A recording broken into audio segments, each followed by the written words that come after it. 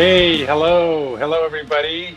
My name is David Samuelson. I'm the CEO of ISACA, and this is the very first LinkedIn Live from ISACA. And we're going to be doing a number of these to share some of the insights and what's happening at ISACA.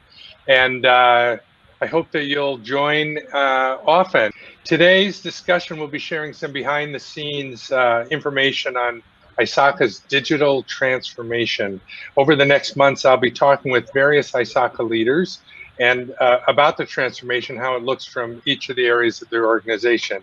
So today, Nader Qaimari is joining me. Nader is our Chief Product Officer, and we have been transforming in our number of places, but certainly in our products, and I look forward to having Nader to chat with today. So I'm Nader Qaimari. I'm the Chief Product Officer at ISACA, as David mentioned, and basically been here for about 2 years. Prior to that, spent all my career in the education, publishing, education technology space, basically building solutions for anyone from early on in school to higher education, and now working in corporate learning. So been quite an interesting experience, and really excited and pleased to be at ISACA, where I feel we're doing some really innovative things. Great. Well, all of you out there know that almost every company in the world has been going through some sort of digital transformation, partly as a result of COVID, but even more so the result of the pace of change that technology brings to our lives, which is one of the reasons it's so important to have all of you out there helping to build the kind of digital trust that's necessary for us to use technology safely and really promote the positive potential of technology, which is of course our motto. So Nader, we've been you and I have been working together now for a while, and we're doing our own digital transformation. What are some of the most important factors that have guided the decisions and the directions that you've made in terms of our digital transformation for our product development? Absolutely, David. So I think one of the main things is just scalability. So we needed to really move to more unified platforms and unified processes, and make sure that we can actually build the foundation that would allow us to scale and start developing products more quickly. And then also really thinking about products and services that could scale globally. So making sure that our technology would support translation capabilities, multiple language user interfaces, things of that nature. Even pre-COVID, I know COVID kind of forced us to accelerate things a little bit, but we were really planning on doing a lot of things and started doing a lot of things to really reach those objectives. So moving to a single platform, as I mentioned, and starting to build products on that platform. Great. So with those priorities in mind, what are some of the biggest updates and improvements that your team has made, and in more particular, how it benefits our members and our customers? Absolutely. So the first thing we did was actually some ethnographic research, where we basically went and looked at all of our members and where they come from, the different regions of the globe, and then started looking at the IT professional just as a persona. So moving back all the way down to middle school and early on, like what makes you get into a career in IT? And then how does that progress through university, and then later on through your career from entry level to retirement? And out of that, we got some insights around some big gaps in our products. So for example, we have all these wonderful certifications, which hundreds of thousands of people all over the world have these certifications, and but they all service the middle sector, the people who are mid-level professionals to higher level professionals who have a lot of experience. We didn't really have much for those starting out a career in IT. So a lot of the products that we've built on the new platform now are really about bringing that younger generation, that new generation, and also people from other industries into IT. And then we wanted to do that in a way that we could actually, as opposed to requiring that experience, test them for their skills in a live environment. So the platforms that we're building have that lab capability, so that you can actually test the performance and make sure that the skills are not just things they memorize out of a book, but things they can apply in the workforce. So a lot of our new products, like our new ITCA certification, which is the Information Technology Certified Associate, is focused on that entry level. Then we also have an Emerging Technology certification, also focused on bringing new people into the field. And then our Privacy certification, which just launched the exam for CDIPSI, which is focused on the privacy technologist. So we're really trying to expand beyond our original scope and look at a more holistic view of information technology. Great. Well, you know, every time you do any kind of transformation, there's a lot of change management. And I've spent a lot of my career prior to ISACA, as you have also, Nader, in the learning space. And, you know, the learning industry went through a huge transformation moving to online. Almost, you know, all learning is done with some kind of online component these days. And that transformation often is like a format change. You'll sometimes think of, you know, television or even this internet video connection that we have here today is brand new to us. So how do we use this in the way we did old things? You know, you could either think textbooks versus technology, or you could think, you know, theater versus television. I mean, there are lots of analogies where the medium has changed, and so there's a lot of discovery and pain points. So what are some of the pain points that you think we've gone through trying to move to a more modern, you know, architecture and more modern delivery for some of our products and services? Yeah, absolutely. So I would say a few things. One, that, you know, when you're building products like this and you are trying to do these really full-scale large solutions, a lot of times you have to rely on partnerships and vendors and other technologies that plug into your technology. So it's a pain point in the sense that you have to do it, but it's one that you overcome, which is just the level of integration that needs to happen to make sure that the user experience is seamless and fluid. And then, you know, a lot of times you are expecting a certain set of requirements, and then working with a vendor, sometimes those requirements aren't met. So it's just really figuring out how to navigate that and move beyond that, and still deliver that user experience that your community is expecting. Also, I would just say, David, the other big thing, and this is actually very akin to what is happening in learning, you can't move digital immediately, right? It still has to be multimodal. You still have different learning styles. You have different capabilities, different even internet access throughout the world. So everything can't just even though sometimes you want to, everything can't just be turned off and on with a switch. You have to really offer many different solutions for a long period of time. Yeah, it's hard to train an old dog new tricks sometimes, and we all get used to, you know, how we do things. Sometimes, you know, there's still a lot of research that says if you write something down that you hear, you'll learn it better. Well, that requires a piece of paper and a pencil to do that, and I think that matters. But on the other hand, you know, as adult learners, we tend to have very busy lives. We're out of school, we're in the workplace, but we still it's almost a demand that we can learn just in time, or when we need it, or as we need it. So what do you think what's some of our thinking? Can you share some of our thinking about how we become more accessible in more ways as we think about the future, in the way that learning has gone? So some of it's around you know, we learn as we perform, we show what we know, we're using different techniques. Sometimes, you know, just our phone is enough to learn something on, and sometimes we need to sit down in a classroom. Can you just talk about your thoughts and about the future? Well, learning really is a science. I mean, it needs to be studied, it needs to be researched, and I think you know, really understanding your demographics and who you're serving and who you're trying to serve, what audiences are you trying to reach, is extremely important.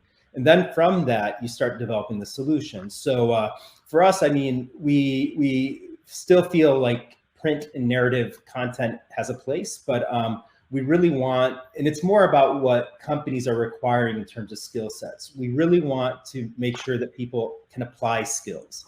So in schooling, this is called project-based learning, where basically, as opposed to just reading about a topic and then, you know, answering a bunch of questions, you're actually put into a project and you actually need to show that you know what you're doing and you're capable of accomplishing the task. So we're feeling that companies are requiring more of this because typically they hire people, then they have to train them all over again. So we'd rather help with that and get people up to speed with the certain skills using project-based learning, using performance-based learning like labs and such.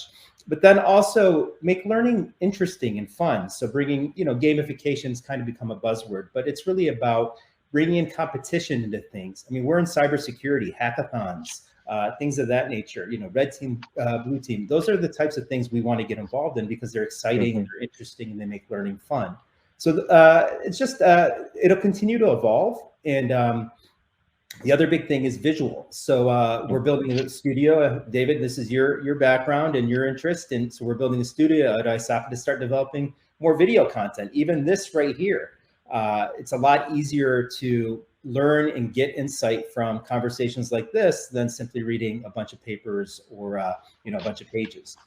Yeah, I'm glad you mentioned sort of gamification. It is an overused term, but actually the gaming industry has been developing learning technologies for decades. If you think about one of the first video games was the Microsoft Flight Simulator, and that was just simulating flying an aircraft, and a lot of that technology came out of the Department of Defense and other technologies, and they've been using sort of simulation and gamification for many, many years, and there's tons of research.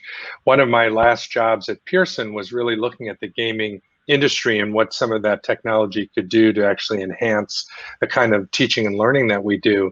And that industry is larger, if you can believe this, than the music and the movie industry combined in terms of the amount of investment, the amount of dollars worldwide.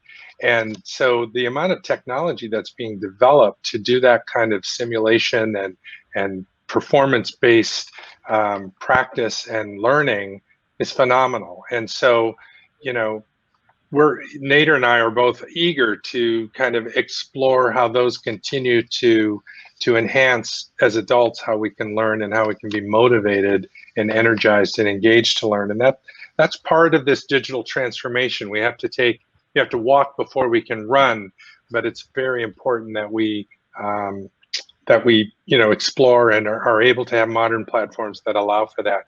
So speaking about kind of emerging technology and emerging research, we have a lot of new technologies in our professions that are emerging, and we've just started a new credential. Could you talk a little bit about our emerging technology credential, Nader? Yes, absolutely. So Certified in Emerging Technology is actually a new credential that just launched this month, or actually in April, late April. But it is a stackable certification. So this is a new thing for us. We did it with the ITCA, which is the Information Technology Certified Associate. And now we're doing it with CET, which is a Certified in Emerging Technology. So a stackable certification is actually where you take the ability to take a bunch of different certificates and put them together. And once you actually have completed all those certificates, you now have a certification. So the Certified in Emerging Technology one is made up of 4 certificates. So you have cloud computing, you have IoT, artificial intelligence, and blockchain. Now we might add to that suite later, but right now, those are the 4. And you ultimately are learning about each of those topic areas in a performance-based setting. And then you, once you get all 4 certificates, you have that certification. So we're excited about this. It is something that came out of a lot of the conversations we've been having with members and people within the IT community. And it also comes on the heels of our blockchain framework, which we launched and was very popular as well. That's right. And we just did a new study coming out this month. Do you have any insights you can share, any sneak peeks you can talk about from that? Absolutely. So we do this research every year, and basically what we got out of this study is we found that company leaders, they're moderately receptive right now to emerging technologies. They know it's coming. They are really interested in it, and I think the problem though is that they aren't yet investing enough in their people in terms of determining what areas they need to improve the skill sets in. They know that they have to be trained. They're just not doing it quite yet, and the goal is to get there fairly soon. But all the areas that they're looking at are the cloud-related technologies. That's first and foremost. And would even say that's probably not even an emerging technology anymore since it's so prevalent. But then artificial intelligence and blockchain are definitely on their radar as well. So people are very optimistic about emerging technology and how it's going to impact their careers. And they feel that, it's something they need to train more for and are eager to get going on. I think one of the unique things about ISACA is that we are a community of a passionate community of practitioners, and what that does is help us keep pulse on what's changing in our professions that we're serving. And so we get firsthand information from all of you who are out there joining us today about what's important. But one thing that's changed in the 50-year history of ISACA is just the pace of change. So we have to be more ready to learn new skills or add on new skills, such as these emerging technologies, and become experts sometimes overnight in order to really be able to do our jobs well. And so I think part of what ISACA is trying to do is to improve that feedback loop and that input loop so that we're aware of what's coming down the road, and then have the systems, the learning systems and the sort of the one platform you talked about to be able to pivot pretty quickly. And I think that's going to be an important aspect of our ability to respond. And I think I want to make a point, let you comment on this also, but we've for years been able to help individuals be ready for the jobs that they're seeking for, or the jobs that they're trying to do. But now we're trying to help those same members as leaders in their workplace, right? As the people looking for the talent that they need, or wanting to train the people that work for them.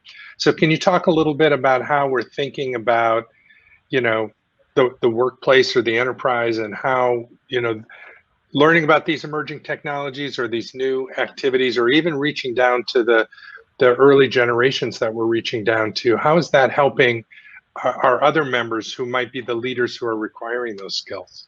Sure. So it's multifaceted. In one sense, we've been really focused on certifying individuals and assessing individuals.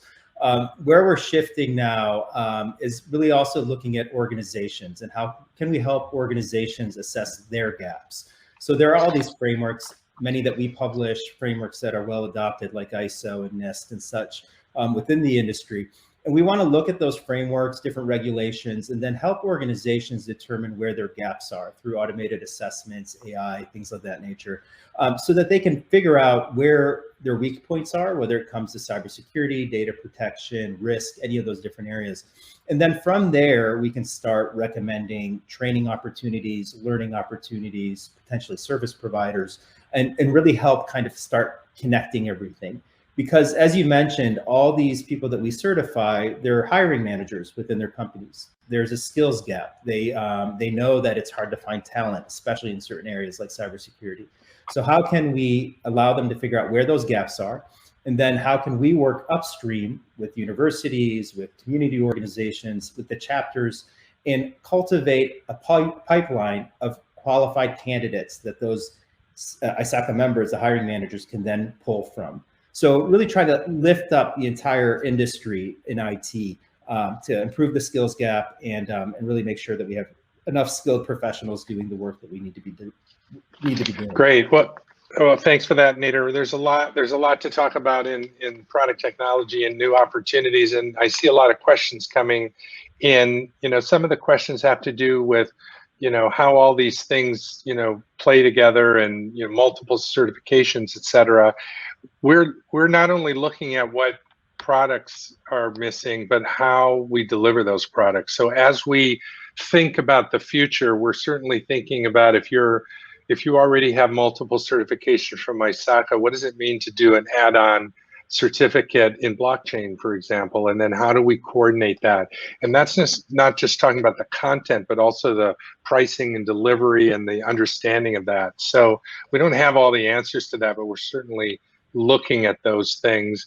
Also, some of these early certifications we've talked about, they're smaller certificates that stack up, and so they're not quite as big as our like a CISA certification, but we're trying to kind of build a structure that allows for that. So we really appreciate any input and comments that you might have. But while we wait for another question, do you have any looking ahead kind of thoughts, Nader, about adult learning and how ISACA is going to be thinking about how we address those needs? Yeah, I mean, we're learning just like everyone else. So we'll keep looking at the latest trends, what's working, what's not working, look at the data from our own solutions, and continue to evolve and improve based on that. That's the beauty of digital products, is that you actually get tremendous insight from the utility and use of those products. And hopefully we'll continue to improve based on that, David. That's right. It's all about listening. And, you know, Charles made a point earlier, I noticed in the comments, that all of us are a little bit closer, even though we're further apart. You know, we're probably 15 miles away from each other, but we can talk to each other directly, Nader. And we've got people from probably now 40 countries sharing this little chat with us today. So I really appreciate that everyone took the time to tune in, and we are going to be doing more of these. And so if you have any comments of topics that you'd like to hear, my intention is to be sort of the host and introduce you to some of the leadership team and the thought leaders that we have at ISACA, but also out there in the world, some of you, and be able to do kind of a little bit of a talk show here on LinkedIn Live and share some of this with each other. So I really want to, yeah, go ahead. Yeah, I was just say, there are some questions that are coming in if you'd like me to read Sure, them go ahead. So actually, Christopher Hidalgo asked, was the CSX fundamentals a direct transfer to the IT CA, the IT Certified Associate? So it is actually. So we decided to take the cybersecurity fundamentals exam that we had before the certificate and make it one of the components of the Information Technology Certified Associate. So if you have that, you already have a head start into that certification, and you can now just focus on the other four areas. Then another question from Alvin, for emerging technology certification, does that mean 4 tests? So yes, it does. But I want you to keep in mind, these are not CISA exams. As David mentioned, it's not like a full-on CISM or CISA or CRISC, which is a really robust and difficult exam. They're one, a little more entry level, and then 2, they're more lab-based, and there is a knowledge check in there, but there are a lot, I would say, more low stakes type of exams, because they're certificates than our other certifications. And another question from Esther, will there be an IoT focus? Yes, so part of emerging technology, one of the certificates is actually Internet of Things, IoT. So that is definitely part of what that certification is all about. So let's see, anything else coming in? Yeah, you know, there's been a lot of questions, and Kristen's been answering some of them and keeping us posted. But part of what we're trying to do is just generate some dialogue here. Well, here's another one from Roy. What are your thoughts about the ISACA certified member learning and understanding Python scripting and PKI admin for digital transformation? Well, I'm sure there are people on my team that would answer that really, really well. I'm not one of them, but we can definitely get back to you, Roy.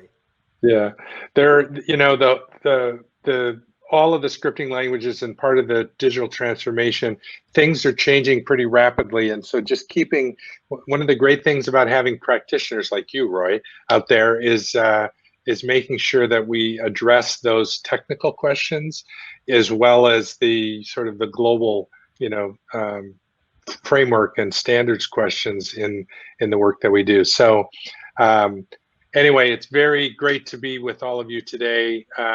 Want to keep this short, so it's something that you can pass along to your friends. But stay tuned. We're going to be doing this regularly. I'm really enjoying the ability to kind of say hi to all of you really quickly, and to see your names pop up in the chat. And it is a whole new world. As Charles said, we're closer in many ways than we are apart. So thanks for joining this global event on LinkedIn Live from ISACA. We'll see you next time. Thanks, everybody.